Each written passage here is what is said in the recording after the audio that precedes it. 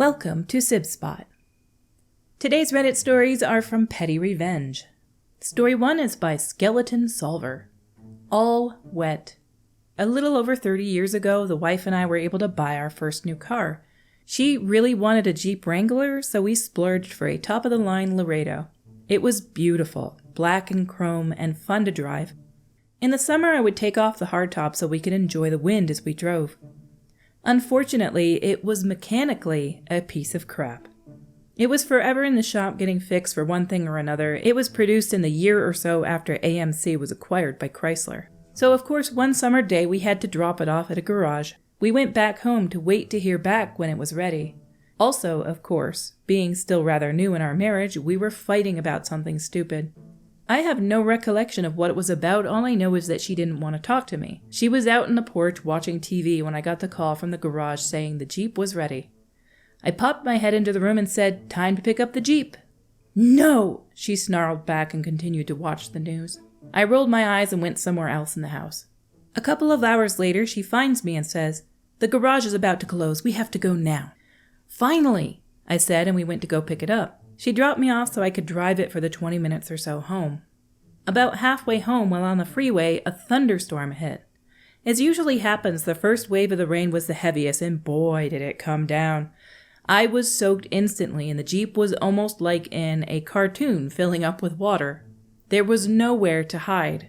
I just had to suck it up and continue driving it home. I think it took 5 or 6 days for it to fully dry out. About a week later, she reveals she wasn't just watching TV, she was tracking the approaching storm and waited until just before it arrived to make me drive home without the top. Her timing was perfect. I'm still married to this evil genius. While she's being mean to you, she's being mean to her Jeep as well. That could cause mold over time. What was she thinking? But I'm glad you still loved her after all this. Our next story is by Accepts Compliments. The pettiest thing I have ever done. I am a 34-year-old man who runs a marketing agency here in the UK that employs 5 people. I also pride myself on being fairly rational, empathetic, and level-headed. I'm saying this for no other reason than to underscore how out of character this was for me. I live in a small house in a mostly student area. For the most part, it's fine. The students in the nearby houses have the occasional house party on Friday or Saturday nights, but never on weekdays, and until recently, they usually finished by midnight, so it doesn't bother me. This new bunch of guys that moved in next door in November have been absolute jerks, though. House parties until 5 a.m. on weekdays, letting random friends park in my driveway without asking, heckling, making fun of me as a group when we're both outside, all the good stuff. I've just rolled my eyes and ignored it for the most part, but I'm still human, so the constant disrespect still pisses me off. A couple weeks ago, however, I was working next to my window. I saw one of them take a bin bag full of rubbish outside, and realizing there was no space in any of their bins, just walk into my driveway and put it in mine. For some reason, despite it being far from the worst thing they've done, that just irritated the crap out of me. I still don't know why that was the straw exactly. Something about the combination of both the arrogance and the FU presumptuousness of it combined with this bubbled up the resentment from all their nonsense till now really got under my skin. So a week later, I woke up at 4 a.m. on a non-party day when I knew they'd be asleep, grabbed a random bag of the nastiest rubbish I could find from someone else's bin down the street, so there's nothing to point to this being me, and went to their house. In the UK, mail is delivered to your door into your house via a post box that's freely accessible. So, I painstakingly posted all this absolutely disgusting rubbish through their letterbox. It took me a solid 20 minutes, as I had to take multiple fresh air breaks to avoid throwing up. Then, just to seal the deal, I emptied a bottle of milk through that as well to make it extra fun for them to clean up in the morning, and taped a note saying, "Stop talking to my girlfriend," to their door to further minimize the chance of retaliation. Having seen the entrance area of their house from knocking on the door in the past, I know it's carpeted. I've never done anything like this in my life, and it might have been a bit much, but I do feel a lot better now. I can't stand living next to or with people who party until all hours of the morning. It's So disrespectful. It's unfortunate that you don't have some, you should be able to call the police on them. But this is the UK. I don't know how strict they are about that sort of thing. I really hope, OP, that you kind of went through the garbage and were very selective to make sure that there was no mail or address stuff in this bag of trash that you put through their letterbox, because it would be quite awful if you somehow implicated somebody 5 doors down from you, accidentally. Our next story is by Icy Journalist 41. Kevin loses a few $100s because he stole some pennies. Okay, so for context, I worked at a popular gaming store for a while that did not do cash refunds. We warned people of this prior to purchasing stuff, after they purchased the stuff, and even pointed it out in the receipt. Yet people would still come in and yell about getting their money back. It's also important to note that corporate said no. Me and my coworkers were the minimum wage middleman.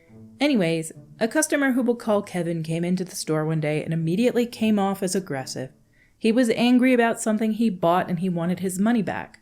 My coworker explained the policy to him, showed him on the receipt, and told him that the best she could do was offer him store credit, which came out to about $150, the same amount he had paid for the item. He was not happy. He argued and yelled some more before I was pulled aside by another customer in the store who told me that she had witnessed Kevin shoving some Pokemon cards into his pockets. We aren't allowed to confront thieves at any store, corporate policy, so we waited until he left before checking the cameras. He was, in fact, stealing our Pokemon cards. Pokemon cards can get very expensive. We have cards in our store that are selling for $200 on average. Most of our cards are probably worth about $5. However, we separate the expensive cards from bulk. Any card worth more than 75 cents is put behind our glass counter. That being said, most of the bulk cards we have are worth a single penny. This man probably thought he could get some good cards from this. He did not. But he did get banned from all our stores for stealing, so he won't be able to use the $150 in-store credit that he had. I would feel bad if he wasn't a jerk. I hope his common Pokemon cards were worth it. Pokemon cards and collector's items, I say it every time, are super valuable in some cases. Just to share some comments that mention some other collector's items that are super pricey, from Magic the Gathering cards, by Sarah Angel 826. It never ceases to amaze me that a little piece of cardboard can be worth hundreds and thousands of dollars. I have a Black Lotus in my safe that's probably worth $10,000. I'm not very familiar with what a Black Lotus is, but I did Google it, and it's a Magic the Gathering card. I'm familiar with Magic the Gathering. I never actually played it. I've watched kids play it in the library before. There used to be a Magic the Gathering club that would meet after school in the library, and I ran the library for a time. Underneath that, by Interesting Scale 302. Depending on the quality and set, that could be worth well over $30,000. I had a beta Black Lotus years ago that was stolen, my whole rare binder from my car, and I'm still bitter about it almost 25 years later. Imagine you get your car broken into and a binder with rare cards gets taken and it's worth like tens of thousands of dollars. That would be depressing. Our stories for today have come to a close. Until we meet again, have a glorious day.